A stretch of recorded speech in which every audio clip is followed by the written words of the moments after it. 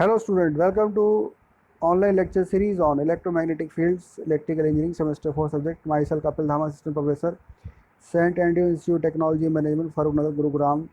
In lecture 17 of unit 4, we will cover the topics regarding the boundary conditions, general wave equations, Poynting vector theorem and Poynting vector. So as you know, in the boundary conditions, the Maxwell equations are useful in determining the condition at the boundary surface of the two different medias. So consider the boundary between medium 1 and medium 2 as 1 to mu 1 and rho 1, and medium 2 with parameter s2 h2 v2.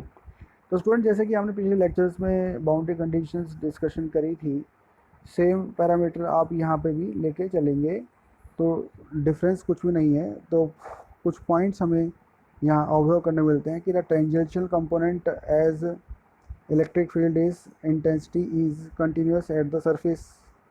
तो E tangential 1 is equal to E tangential 2 हो जाएगा। Tangential component of the magnetic field intensity is continuous to the surface except for the perfect conductor mu 10 1, या आप H 10 1 भी कह सकते हो, H 10 2 भी कह सकते हो।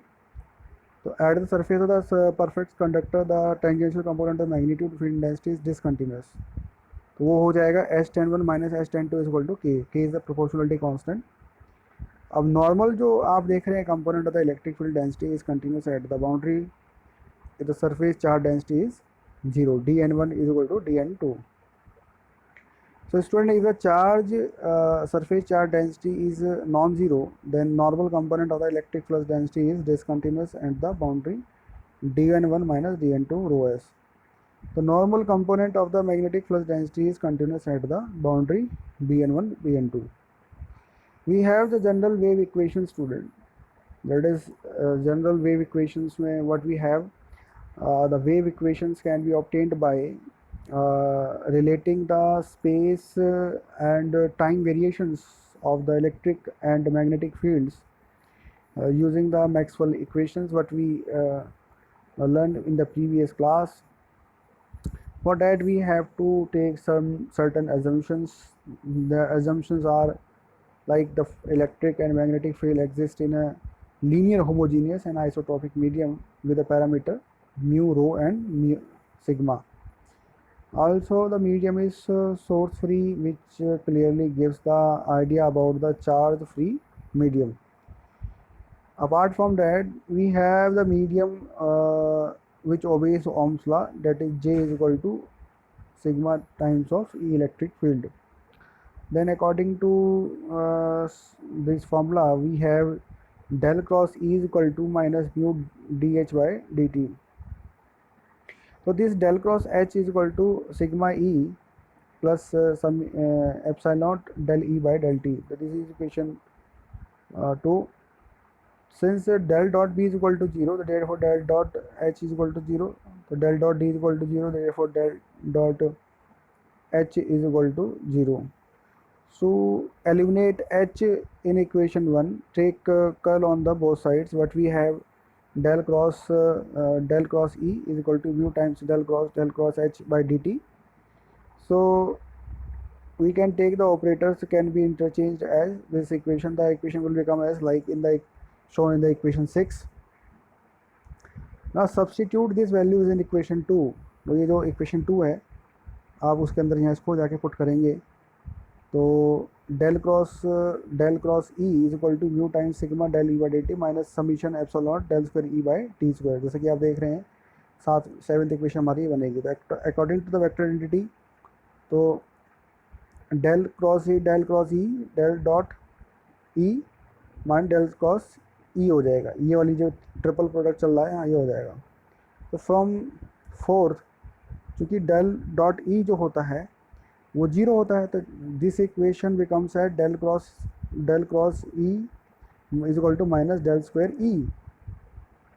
तो इस इक्वेशन को जो 9th इक्वेशन में ऑब्टेन किया वो हमने सेकंड इक्वेशन में डालनी है। You will get as minus del square E is equal to some mu sigma del E by del t minus mu epsilon del square E by t square. तो this is the wave equation for the electric field student, जो कि आप देख रहे हैं। और multiplying, if you multiply the both the sides of the equation by epsilon naught, जैसे कि आप देख रहे हैं स्टूडेंट, तो इक्वेशन थोड़ा सा रीअरेंज होगी। 10th equation del square epsilon naught into E plus is equal to mu time sigma del E E electric field by D T permeability, और sigma del square sigma E T by T T square. तो therefore del square D जो है ये equation थोड़ा सा इस तरीके से बनेगा। तो एप्सिलॉन नॉट और ई जो होता है वो डी होता है, और एप्सिलॉन नॉट ई जो है ये भी डी होता है। तो इक्वेशन अब डी की फॉर्म में रिप्रेजेंट हो गई स्टूडेंट।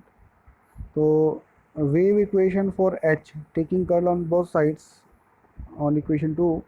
तो अब हमने कर्ल बोथ साइड लिया इक्वेशन 2 के अंदर।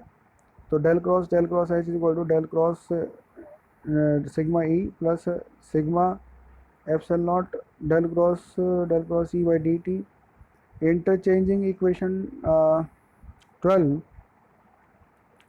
what we obtained is like we shown in the 13th equation. So substitute del cross E is equal to minus mu del H by del T in equation 12. We got as del cross H is equal to summation sigma minus mu del H by dt plus summation minus mu del H by dt. तो इस तरीके से देख रहे हैं कि minus plus, अब bracket ये ओपन हो गई 14th इक्वेशन। तो फ्रॉम द वेक्टर आइडेंटिटी जो है वो जैसे हमने ई के लिए निकाल ली, तो वेक्टर आइडेंटिटी हम एच के लिए निकालेंगे। और चूँकि डेल एच हमारा जीरो है, तो डेल क्रॉस एच की वैल्यू क्या है, माइनस डेल स्क्वायर एच। और इस इक्वेशन को हम आगे यूज़ करेंगे 12th इक्वेशन में। तो minus del square H is equal to minus mu sigma del H by del t minus mu epsilon del H by d t. तो minus minus आपस में कैंसिल आउट, तो इक्वेशन हमारा ये निकल के आएगा। अब अगर मैं इसको म्यू से मल्टीप्लाई करूँ स्टूडेंट, तो जैसे कि आप देख रहे हैं कि म्यू टाइम्स ऑफ एच जो होता है वो हमारा बी मैग्नेटिक फील्ड होता है, वो हमने यहाँ पे बी की फॉर्म में निकाल लिया। पहले हमने डी की फॉर्म में निकाला था, अब बी की फॉर्म में निकालेंगे। तो this is how we can write the equations in the 3-dimensional equation for all the operators और field E D H B del square is equal to summation mu sigma del y by dt e d h v, all the parameters we have in the equations. Next we have is the Poynting vector and Poynting theorem. So energy stored in a electric field and magnetic field is transmitted at a certain rate of energy flow, which can be calculated with the help of Poynting theorem. So the statement is that vector product of the electric field intensity E and magnetic field intensity H at any point is a measure of the rate of energy flow per unit area at that point. तो वो क्या है, energy flow per unit area है उस point पर, and the direction of the power flow is perpendicular to E and H, both along the direction of E and H. तो जैसे कि आप देख रहे हैं कि पावर डेंसिटी का जो रिलेशन है वो किसी तरीके से E cross H pointing vector, तो पी आपका क्या है, पॉइंटिंग वेक्टर है। Next, power flowing out of the given volume is equal to the time rate of the decrease in the energy stored within the V volume minus the ohm's power dissipated. तो student जैसे कि आप देख रहे हैं कि यहाँ पे ई की वैल्यू जो है ई एक्स ए एक्स, और एच की वैल्यू है एच वाई ए वाई, और वर्टिकल एंड हॉरिजॉन्टल। तो P is equal to E cross H पे हम देख रहे हैं E x a x into H y a y. तो E cross E x H y a z हो जाएगा, क्योंकि एक क्रॉस वेक्टर है, तो x cross y is equal to z vector हो जाएगा। तो ये हो जाएगा ए जेड, तो ये हो जाएगा ई एक्स ई एच वाई क्या हो जाएगा, पी जेड हो जाएगा। तो ये जेड डायरेक्शन में आपको मिलेगा। अब जैसे कि यहाँ देख रहे हैं कि E H P are mutually perpendicular to each other, so electric field propagate in the space, which is represented by the formula E is equal to em em cos omega t minus beta z times of unit vector ax. So in the medium, the ratio of the magnetic magnitude of E and H depends on its intrinsic impedance of free space, which is represent n is equal to n naught em by hm 120 pi, that is 3 pi ohm. Student, these are the representations of h em cos omega t minus beta z ay.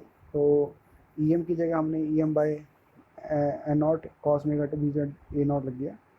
So according to pointing vector theorem, जो कि हम लिखते हैं कि P equal T cross H, तो P की value कितनी है student, E m cos omega t minus beta x x into E m by n naught cos omega t minus beta z a y होगा. तो आपको क्या मिलेगा, E m square by n naught cos square omega t minus beta z into direction of A Z weber per metre square. तो this is the power density measured in the watt per metre square. Power is nothing but the power density per into area. Okay student, तो I hope कि student आपको ये समझ में आया होगा. तो आने वाले लेक्चर में और टॉपिक को डिस्कस करेंगे. तब तक के लिए थैंक यू.